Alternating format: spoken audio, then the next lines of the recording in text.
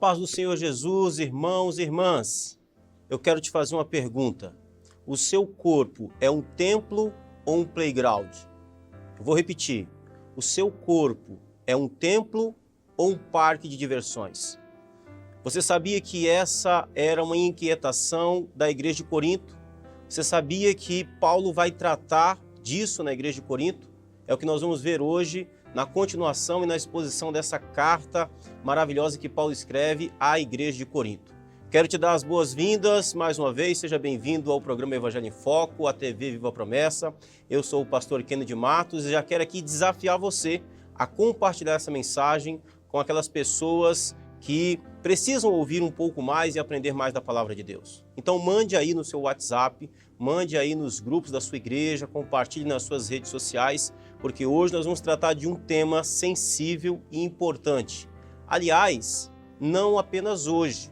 Eu quero desafiar você para que nós possamos aqui nos próximos 4 programas, nós vamos tratar de temas bem sensíveis. E aí eu quero que você me ajude, que você espalhe essa notícia, que você compartilhe com as pessoas, que nós vamos estar tratando aqui de alguns temas importantes, sensíveis na igreja, que Paulo trata aqui na primeira carta aos Coríntios. Então, já quero aí desafiar você para as próximas 4 mensagens que nós vamos estar trabalhando, esses temas que são sensíveis. Então, hoje, nós vamos ver que no capítulo 6, onde nós vamos trabalhar hoje, do verso 12 ao verso 20, o apóstolo Paulo vai tratar sobre uma frase que era comum na igreja de Corinto.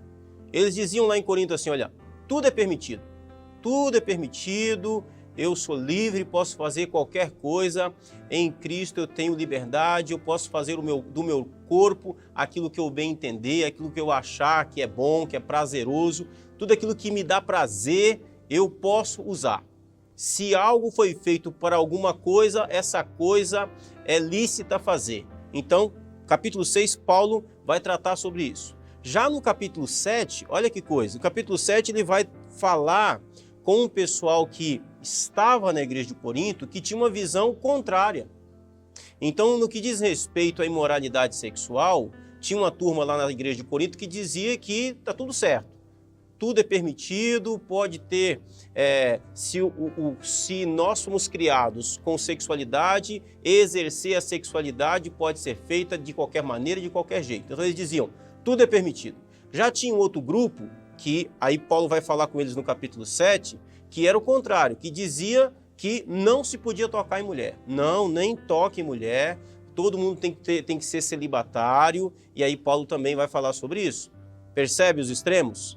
Quando nós chegamos no capítulo 8, Paulo vai tratar de um outro assunto também sensível, eu acredito que mais sensível ainda, onde vai falar sobre pode ou não pode. Paulo, pode fazer isso? O crente pode fazer aquilo? Quais são os limites da liberdade cristã? Capítulo 8 de 1 Coríntios, Paulo trata sobre isso, e isso é importante, meu irmão. Olha, é importante a gente entender os princípios que Paulo elabora ali em 1 Coríntios capítulo 8. E no capítulo 9, Paulo vai falar, ainda dentro desse contexto de pode ou não pode, da liberdade cristã, Paulo vai falar sobre o meu direito, né?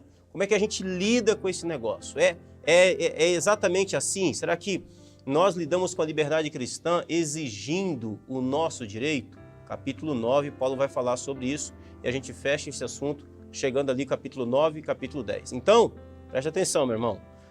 As próximas 4 semanas, os próximos 4 sermões, eu vou abordar sobre esses assuntos que estão na sequência aqui da carta de Paulo aos Coríntios, tá bem? Bom, então hoje nós vamos ver 1 Coríntios capítulo 6, 1 Coríntios capítulo 6, do verso 12 ao verso 20. Diz assim o apóstolo Paulo: tudo me é permitido, ou todas as coisas me são lícitas, mas nem tudo convém. Tudo me é permitido, mas não devo me tornar escravo de nada. Os alimentos foram feitos para o estômago e o estômago para os alimentos. É verdade, mas um dia Deus acabará com os dois. Vocês, contudo, não podem dizer que o nosso corpo foi feito para imoralidade sexual. Ele foi feito para o Senhor e o relacionamento que o Senhor tem conosco inclui nosso corpo. Portanto, Deus nos ressuscitará dos mortos por seu poder, assim como ressuscitou o Senhor. Vocês não sabem que o seu corpo é, na realidade, membro de Cristo? Acaso um homem deve tomar seu corpo, que faz parte de Cristo, e uni-lo a uma prostituta? De maneira nenhuma. E vocês não sabem que se um homem se une a uma prostituta, ele se torna um corpo com ela? Pois as Escrituras dizem, os dois se tornam um só. Mas a pessoa que se une ao Senhor tem com ele uma união de espírito. Fujam da imoralidade sexual. Nenhum outro pecado afeta o corpo como esse, pois a imoralidade sexual é um pecado contra o próprio corpo. Vocês não sabem que o seu corpo é templo do Espírito Santo, que habita em vocês e lhes foi dada por Deus? Vocês não pertencem a si mesmos, pois foram comprados por alto preço, portanto, honrem a Deus com o seu corpo. Do que é que o apóstolo Paulo está falando? Lá na igreja de Corinto, existia um ditado, e eu quero que você preste atenção no contexto para você não se perder. Então vamos lá. Lá na cidade de Corinto era uma cidade altamente promíscua. Corinto era uma cidade que tinha um nível de imoralidade sexual altíssimo, terrível. E nós precisamos lembrar que quando Paulo prega o evangelho, ele prega o evangelho a pessoas que eram sexualmente imorais. Obviamente, o evangelho alcança o perdido. Essas pessoas vêm para a igreja. Essas pessoas ouvem o evangelho e elas creem em Jesus. Elas então começam a fazer parte do corpo de Cristo. O problema é que essas pessoas vêm e elas precisam agora de um direcionamento, de uma direção, de um discipulado. Olha, meu irmão, a importância do discipulado na igreja, hein? Olha a importância do discipulado. Às vezes a gente tem gente na igreja que veio de uma vida quebrada, bagunçada, e às vezes a nossa única atitude é de apenas julgamento, né? Uma face endurecida para com essas pessoas. Mas a pergunta é, essa pessoa foi ensinada? Ninguém aprende por osmose. As pessoas precisam ser discipuladas, precisam ser acompanhadas. Então, esse era o caso da igreja de Corinto. E lá na igreja de Corinto, tinha-se adotado um ditado, que era um ditado comum da cidade. Que era isso que Paulo diz aqui. Porque quando os irmãos de Corinto, um grupo de Corinto, escreve a carta a Paulo, uma carta que vem da igreja de Corinto para Paulo, uma das coisas que tinha na carta é que lá em Corinto havia um grupo de pessoas, um grupo de irmãos que havia adotado essa filosofia do mundo. Qual filosofia? Essa que Paulo cita. A filosofia era o seguinte: tudo me é permitido. Em um texto mais clássico diz, todas as coisas me são lícitas. Essa frase não é de Paulo. Essa frase é uma frase que estava escrita na carta que Paulo recebeu. Quando Paulo diz aqui, quando está na carta aos 1 Coríntios, todas as coisas me são lícitas, não é que Paulo está dizendo que tudo é lícito. Paulo está citando o que estava na carta que ele recebeu. E aí ele vai agora trabalhar essa frase. Ele vai trabalhar essa expressão que era comum na igreja de Corinto. E aí Paulo responde, escrevem para ele. Paulo lê na carta que ele recebe. Todas as coisas me são lícitas. Paulo responde a isso de que maneira? Mas nem todas convêm. Então o que Paulo está dizendo aqui é o seguinte, de certa forma, pela lógica, aquilo que é lícito nos pertence. Algo é lícito, algo é moral, algo é legal, então isso me pertence. Paulo vai dizer, a questão não é apenas essa. A questão não se fecha apenas se é lícito e você pode ter ou não. A questão é se convém ou não. Porque tem coisa que é lícita e que não convém. Existem situações e situações, contextos e contextos. Existem valores que estão acima daquilo que é propriamente o direito. Eu tenho o direito de usar, eu tenho o direito de fazer porque isso aqui é lícito. Não, senhor, nem sempre. Então Paulo está dizendo para a igreja o seguinte, nem sempre, não é assim que as coisas funcionam. E aliás, eles estavam entendendo errado isso, eles estavam usando esse conceito, usando essa expressão para aquilo que não era lícito. Olha que coisa interessante. Acompanhe comigo. Então ele vai dizer, tudo me é permitido. Era o que eles diziam. Paulo responde, mas nem tudo convém.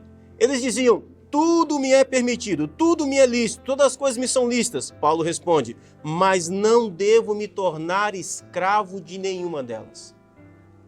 Cuidado, meu irmão, cuidado para você não se tornar escravo daquilo que é bom, daquilo que é lícito. Foi para a liberdade que Cristo nos libertou. E nós não podemos nos tornar escravos nem mesmo daquilo que é lícito. Então Paulo está dizendo o seguinte, olha, você, não é porque uma coisa é lícita que você deve se deixar dominar por isso. Então esse é um conceito muito importante. Agora, será que o que eles estavam argumentando era lícito? O que é que eles estavam dizendo que era lícito? Vamos entender isso. Veja aí o verso 13, Paulo dá um exemplo. Os alimentos foram feitos para o estômago e o estômago para os alimentos. Isso aqui é citação deles, citação da carta. Isso aqui era citação lá do pessoal que dizia que tudo era lícito. Eles davam um exemplo da seguinte maneira. Se o alimento foi feito para o estômago e o estômago para o alimento, então está tudo certo. Olha o argumento, hein? Preste atenção. Paulo vai dizer, é verdade, mas um dia Deus acabará com os dois. Claro, o alimento existe. Deus, quem criou o alimento? Deus. Esse era o argumento. Quem criou o estômago? Deus. Então, quando alguém come o alimento, está fazendo aquilo que é certo, aquilo que é lícito. Paulo então vai dizer assim, olha, é meia verdade. Não é porque Deus criou o alimento e criou o estômago, então que você vai comer de tudo também. Porque Deus também criou coisas que não se devem comer e você come. Esse é o ponto. Então Paulo vai dizer o seguinte, olha, é verdade, porém Deus vai destruir tanto um quanto o outro. Ou seja, nós não podemos basear a nossa vida fundamentados apenas nesta vida. Nós somos criados para uma glória eterna. O motivo pela qual nós fazemos uma coisa ou não fazemos não tem a ver apenas com essa vida, porque essa vida passa. Um dia o estômago vai deixar de existir, um dia o alimento vai deixar de existir, mas nós não vivemos para essa vida apenas. Esse é o primeiro argumento de Paulo. Aí Paulo vai continuar dizendo, né? Vocês, contudo, não podem dizer que o nosso corpo foi feito para imoralidade sexual. Era isso que eles estavam dizendo. Então, o que um certo grupo lá na igreja de Corinto estava dizendo? Deus, quem criou o sexo? Deus criou o sexo. Então, eles diziam o seguinte, se Deus me deu sexualidade, e existe sexualidade sendo oferecida na rua, existe sexualidade sendo oferecida pelas sacerdotisas cultuais, e existe sexualidade sendo exercida de qualquer maneira, onde tiver sexo sendo oferecido, eu vou então praticar a minha sexualidade. Era isso que eles diziam. Esse era o conceito. Eles diziam o seguinte, Deus me fez me deu sexualidade, então todas as vezes que tiver a oportunidade de o sexo sendo oferecido, eu vou exercer. Isso é lícito, isso é normal, era isso que eles estavam dizendo. Paulo disse, não senhor, imoralidade sexual não foi dada para ninguém exercê-la. A nossa sexualidade não foi dada para nós, para que nós possamos exercê-la de qualquer jeito, de qualquer maneira. Não é assim que funciona. Por quê? E aí vem o argumento do apóstolo Paulo. Porque o nosso corpo é templo do Espírito Santo. O nosso corpo não é um playground. Deus não nos deu um corpo para o prazer. Deus nos deu um corpo para o exercício e a manifestação da glória do nome dele. E isso é em todas as áreas, inclusive na área sexual. Nós podemos e devemos exercer nossa sexualidade para a glória de Deus. Então o nosso corpo não é um playground, um parque de prazeres. O nosso corpo, ele foi feito também para o prazer, mas principalmente para a glória de Deus. E nós vamos ver no argumento final de Paulo que o nosso corpo todo, ele é morada de Deus, é templo do Espírito. Então vamos continuar aqui. Então Paulo vai dizer, olha, ele, o corpo, foi feito para o Senhor E o relacionamento que o Senhor tem conosco inclui nosso corpo. Por que Paulo está dizendo isso? Porque existia um conceito filosófico que eu vou traduzir para você de uma maneira um pouco mais moderna. Eu tenho certeza que você já ouviu essa frase. Deus quer o coração. Não importa o que você faça. Deus quer o coração. Isso não é verdade. Importa o que a gente faz, importa sim. Claro que importa. Esse negócio de que Deus quer o coração, não importa o que você faz com o seu corpo, isso é diabólico. Era isso que lá na igreja de Corinto eles diziam. Você já aceitou Jesus? Você já tem uma experiência com Deus? Já ouviu o evangelho? Está na igreja? Deus perdoa. Não importa o que você faça com o corpo. Deus quer só o coração. Não, isso não é verdade. Nós não somos um ser que é divisível. Nós somos um ser completo. Toda a nossa vida foi feita para o Senhor, inclusive o corpo. Na filosofia platônica, o corpo é sempre desprezado. Na filosofia grega, o corpo é sempre desprezado. O que importa? O espírito. Era isso que a filosofia grega ensinava. Era isso que o platonismo ensinava. O corpo é mau, a matéria é má. A Bíblia vai dizer que não. O corpo do cristão é santo, pertence ao Senhor. Fomos criados para a glória dele, é isso que Paulo reforça. E aí a gente precisa lembrar que Corinto era uma cidade altamente filosófica. É por isso que Paulo precisa corrigir essas rotas. Então ele vai afirmar aqui, olha, ele vai dizer, o corpo foi feito para o Senhor. E o relacionamento que o Senhor tem conosco inclui nosso corpo. Os outros deuses desprezavam o corpo, mas Paulo diz, o Senhor Deus não. O Senhor Deus valoriza o corpo.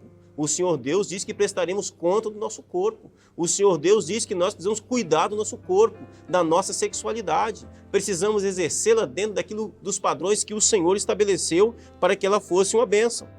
Portanto, diz Paulo, Deus nos ressuscitará dos mortos por seu poder, assim como ressuscitou o Senhor. O outro argumento de Paulo aqui é o seguinte, nós seremos ressuscitados. O que é que vai ressuscitar? O nosso corpo, esse corpo. De novo, a filosofia grega desprezava essa ideia da ressurreição. A ressurreição era um absurdo, a ressurreição do corpo era um absurdo, exatamente porque o corpo para eles era sempre mau. Mas não para o Senhor. O Senhor criou o corpo, diz Paulo. O nosso relacionamento com Deus está também atrelado ao modo como nós utilizamos o nosso corpo. Porque nós lidamos com a realidade a partir do corpo e não a partir da mente. Nós lidamos com a realidade a partir do nosso corpo. Nós glorificamos a Deus ou não. Nós pecamos usando o nosso corpo. Paulo vai dizer lá em Romanos que o nosso corpo ele pode ser usado como membro para a justiça ou para o pecado. Então, Paulo está corrigindo esse entendimento da igreja de Corinto. No verso 15, Paulo vai dizer, vocês não sabem que o seu corpo é, na realidade, membro de Cristo? Acaso um homem deve tomar seu corpo, que faz parte de Cristo, e uni-lo a uma prostituta? De maneira nenhuma. De maneira nenhuma. Vamos lá, talvez você esteja aqui pensando assim, pastor, disso eu estou livre. Nunca me deitei com prostituta, nunca tive relação extraconjugal. Mas aqui Paulo está tratando de uma questão específica, mas você precisa ampliar isso para um universo mais abrangente. O que Paulo está dizendo é que nós, quando exercemos a nossa sexualidade de uma maneira que não foi o propósito pela qual Deus a criou, nós estamos corrompendo o corpo que pertence a Cristo. Nós estamos levando esse corpo a Cristo. Por exemplo, talvez você nunca tenha ido realmente se prostituir, mas quando você coloca os seus olhos em pornografia, são os olhos do Senhor que você coloca sobre pornografia. Entende isso? Esse é o ponto. Essa é a abrangência da palavra de Deus. E Paulo está dizendo, como alguém faria isso com o corpo de Jesus? Como alguém faria isso com o corpo de Cristo? Não pode. Isso é imoral, isso é terrível. O corpo de Cristo precisa ser santo. É isso que o apóstolo Paulo está nos ensinando. E aí Paulo vai continuar no verso 16. E vocês não sabem que se um homem se une a uma prostituta, ele se torna um só corpo com ela? Pois as Escrituras dizem, os dois se tornam um só. Mas a pessoa que se une ao Senhor tem com ele uma união de espírito.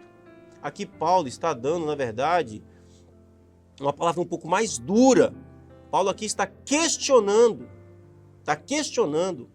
a veracidade da salvação e do relacionamento daquelas pessoas com Cristo.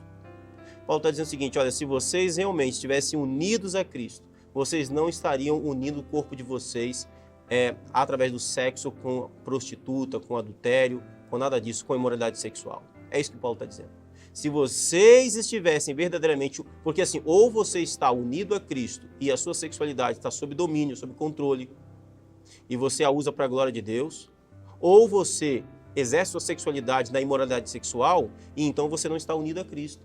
Porque uma coisa não pode estar andando junto com a outra. Então, Paulo aqui está sendo mais duro ainda nessa expressão. E aí, Paulo então vem trazer aqui a sua orientação. O que fazer diante da imoralidade sexual? O que fazer diante do perigo da prostituição? O que fazer diante do perigo da pornografia? O que fazer diante do universo de imoralidade sexual que você pode estar e você está constantemente sendo tentado? O que fazer? Presta atenção, meu irmão. Presta atenção que agora o apóstolo Paulo vai dizer o que fazer. Ele já identificou o problema. O que fazer? Então vamos lá. Ele diz, verso 18, fuja da imoralidade sexual. Então vou dizer aqui bem perto para você. Não enfrente. Não tente ser valente e dizer que você é forte o suficiente. Não. Fuja. Fuja. Desvie o olhar. Mude a sua rota. Passe por outro caminho. Não flerte. Você não vai vencer a você mesmo. Paulo não diga ore. Paulo não diz expulse em nome de Jesus. Paulo não diz repreenda. Não. Paulo diz foge. Fuja. Fecha a tela. Sai do site. Muda de rota. Muda de endereço. Não mande oi. Não mande bom dia. Apague do contato. Fuja. É isso, meu irmão. É o apóstolo Paulo, inspirado pelo Espírito Santo, que está dando essa orientação. Foge. Não adianta querer enfrentar. Você vai perder. Se você enfrentar esse negócio, você vai perder. Você não vai vencer a você mesmo. Não adianta. Não adianta jejuar, orar, nada disso funciona. Isso tudo é bênção, mas não para isso. Paulo não manda fazer nada disso. Paulo diz, foge, corre, vai para longe, fuja. Ok? Por quê? Ele vai dizer, porque nenhum outro pecado afeta o corpo como este. Pois a imoralidade sexual é um pecado contra o próprio corpo. Vocês, e aí vem o argumento de Paulo, vocês não sabem que o seu corpo é templo do Espírito Santo, que habita em vocês e lhes foi dado por Deus? Vocês são o templo do Espírito Santo. Meu primeiro argumento aqui que eu comecei esse vídeo. O seu corpo é um templo, não um playground. Nós não vivemos para o prazer passa. Nós não vivemos para o corpo, nós vivemos para o Senhor. Então, por isso que o apóstolo Paulo diz, vocês não sabem que o corpo de vocês é templo do Espírito Santo que habita em vocês? O Espírito habita aí, e quando você corrompe esse corpo, ele é o templo do Espírito. E aí Paulo termina dizendo, vocês, aí ele afirma, vocês não pertencem a vocês mesmos. Por crente e para ninguém, vale aquele negócio de meu corpo, minhas regras. As favas, seu corpo, as regras daquele que o criou. Meu corpo, as regras daquele que o criou. Você não criou corpo nenhum. Você não consegue mandar nem no seu corpo. Você não consegue fazer um fio branco ficar preto, um fio preto ficar branco. Você não consegue fazer o seu cabelo parar de crescer. Você não consegue mandar no seu corpo não pertence a você. Seu corpo, as regras de Deus. Meu corpo, as regras do Senhor. Não existe suas regras, não existe minhas regras. As regras já foram estabelecidas. ok? Vocês não pertencem a vocês mesmos. E aí Paulo agora reforça o seu argumento para o salvo, o cristão. Por quê? Porque vocês foram comprados por alto preço. Portanto, honrem a Deus com o seu corpo. Meu irmão, para a gente orar, minha irmã, como você está tratando o corpo que pertence ao Senhor, que Ele deu para que você cuide, para que você administre, para que você seja um mordomo? Como que você tem lidado com a sua sexualidade? Sua sexualidade tem sido para você uma bênção ou tem sido para você uma fonte de muitas dores?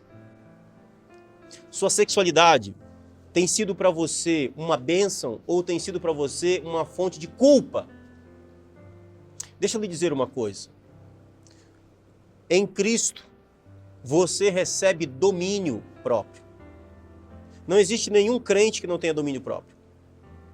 Em Cristo, você recebe poder para dizer não. Em Cristo, você recebe poder para dizer sim. Em Cristo, você não é mais escravo do pecado, nem escravo dos seus sentimentos, nem escravo dos seus desejos, nem escravo das suas paixões. Em Cristo, você é servo de Jesus, você recebe poder e domínio sobre si. Em Cristo, Ele governa os nossos desejos. Os nossos desejos, paixões e vontades precisam estar debaixo do senhorio de Jesus. Então, mais uma vez, que você possa fugir da aparência desse mal. Que o seu corpo, ele seja confirmado como o templo do Espírito. Que o seu corpo possa ser um instrumento da graça de Deus. Que o seu corpo glorifique a Deus em tudo. Que a sua sexualidade seja exercida para a glória de Deus, para o seu prazer, mas debaixo da vontade de Deus, daquilo que Deus estabeleceu.